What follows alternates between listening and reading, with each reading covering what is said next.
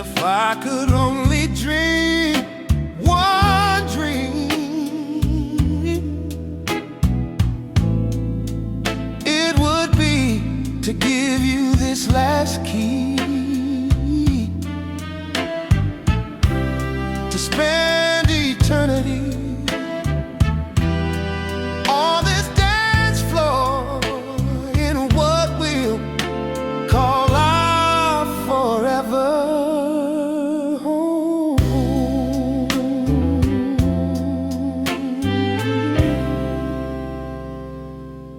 What is going on, my impossible creators? In this tutorial, I will take you through the spec spot that you just saw called the last key. Now, this workflow is similar to the workflow that you saw for the migration. If you haven't seen that, I'll link it. I'm laughing because I've never actually done this, but I'll link it to the video. You'll see it somewhere here. Well, let's jump right in. Again, similar to the migration, so I will provide you with a Google workflow deck, and this is it. What I'm taking you through right now, you will have a link to it. We're going through steps here, making it very simple. I'm hoping this makes it easy for everyone to follow so they can kind of create their own spec work, even longer animated short. So step one is figuring out what your concept is. What's the concept? Now, a key to a new place is more than a key, right? So what's the deeper level of owning a key, right? So really what it provides to someone, it's security, it's an escape. Having your own home is an oasis to basically do whatever you love doing, whether that's cooking, singing, and in the case of the video you saw, dancing like nobody's watching. So I could already envision, especially with music against the concept, the visual, two people doing a slow dance, a beautiful slow dance, obviously in love, and then having already the stopping power of it being designed in kind of like a copper look, you know, the key, the way these keys are built, the material. So that was my thinking conceptually. So for you, you're going to want to think through, okay, what's an idea? And then once you have it, it's about choosing what style makes sense for it. And then of course, building out boards. But I'm jumping ahead of myself. Step two, what's the best style to tell the story? Now, initially, what you're looking at here is the prompt that I posted for Midjourney when I, again, had the concept in my mind. And this is what it spit out, right? I dropped this prompt in, hit send, and this is one of the visuals that came out. There was quite a few, but this was the one that I was more or less sold on. I did want to do more to it. I said, okay, what can I do from here? How can I push it to be a little bit more detail, some more definition to it? So I wanted to share this with you because it was the inspiration. So then I went ahead and quickly looked at what an animation would look like in Midjourney. So I added the prompt here on the right side.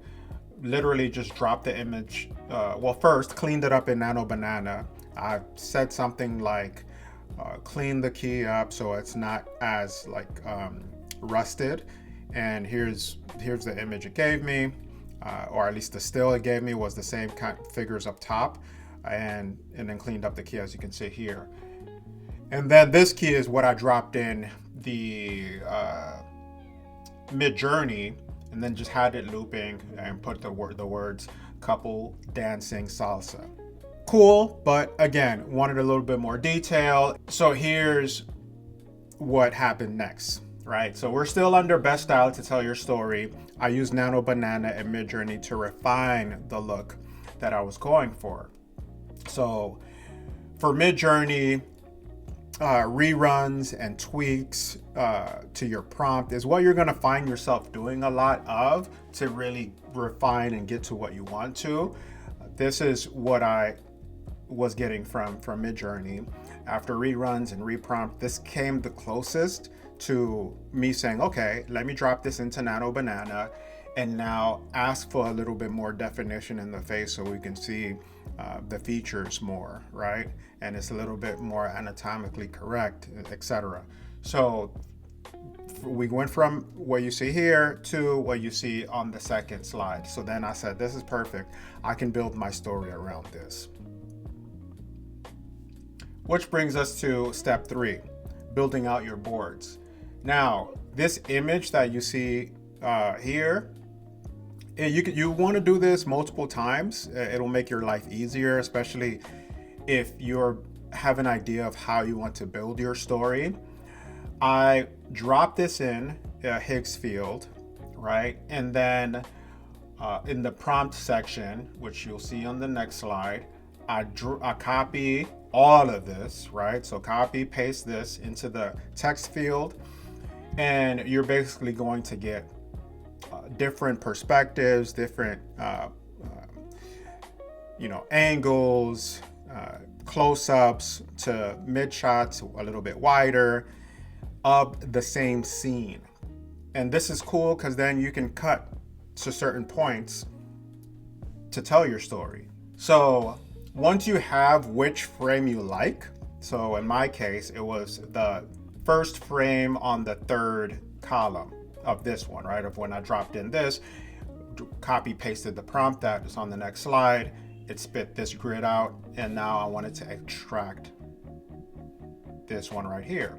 So in extracting this, essentially you want to say something to the effect of extract the still in, XY location, and then give a little bit more information explaining, just for clarity's sake of the AI, so it understands exactly what image within the grid you want to extract. So the example here is extract the still of the first image on the third row where we see the close-up of the hands. And then what will happen is that you would get this image larger, and now it's usable. And now we're on to properly boarding out our story. And this is just a few that I pulled as an examples of how I told my story. Anyway, so this is step 4, is really going in, and you're going to spend a lot of time creating all of your frames, your shots for your storyboard. And you really want to take your time here. So now the fun part, right? I guess part 1, the other part was the fun part too. There's quite a few parts that are fun. First one is once you nail your concept. Secondly is really starting to see the storyboard play out. So then you really get excited when it comes to dropping it in to get animated.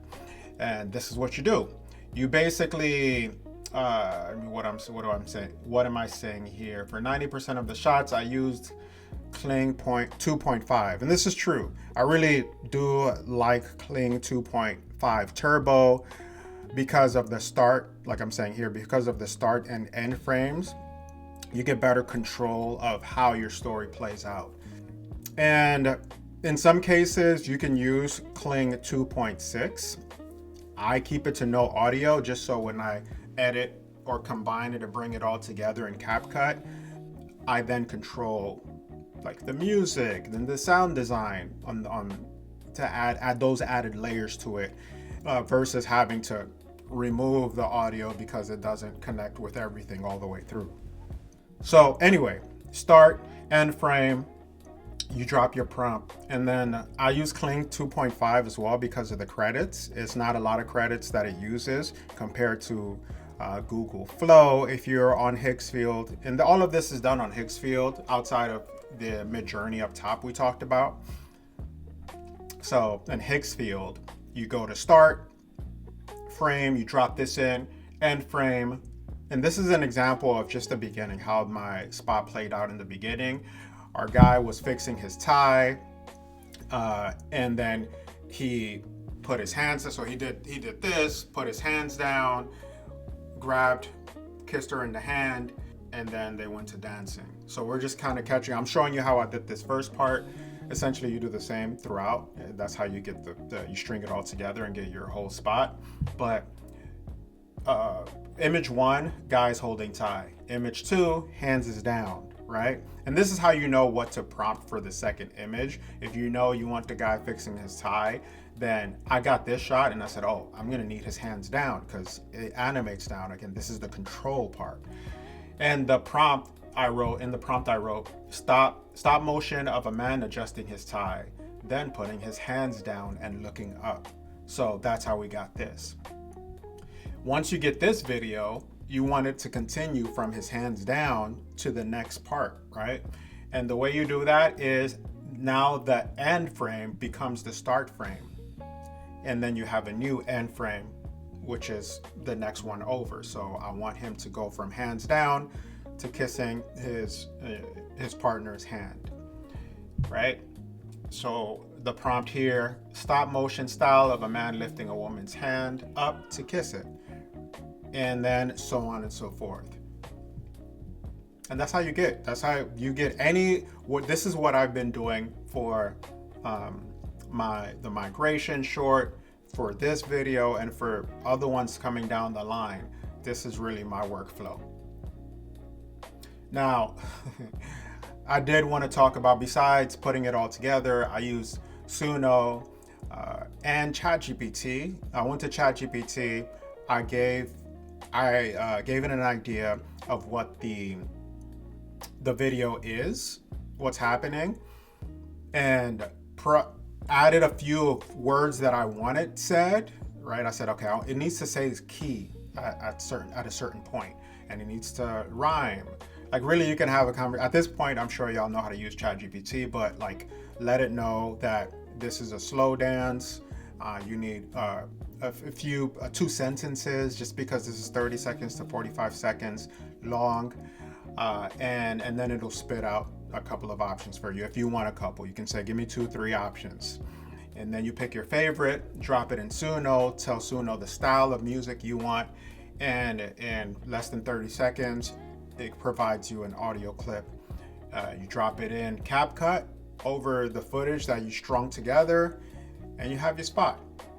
Now, here's the overhead that I had, oh my gosh, I had such a hard time nailing. It took me, no lie, around 12 generations before I got something decent that I could use. But really, in the end, through this, and I'll tell y'all, the lesson here is to be very patient. Remember, this is literally the worst it's ever going to be, which is mind-blowing because it's already quite good, these AI and video generators. But for now, here, let me clear my face from here. As you know, I'm Joel Arzu, freelance creative director. Thank you for watching this video. If you have any questions, feel free to contact me, joelarzu@gmail.com. Please subscribe. Honestly, I think this is the first time I've said this in the 22 videos that I put out. It does help the algorithm, so I know why people say it now. Thank you. I appreciate you.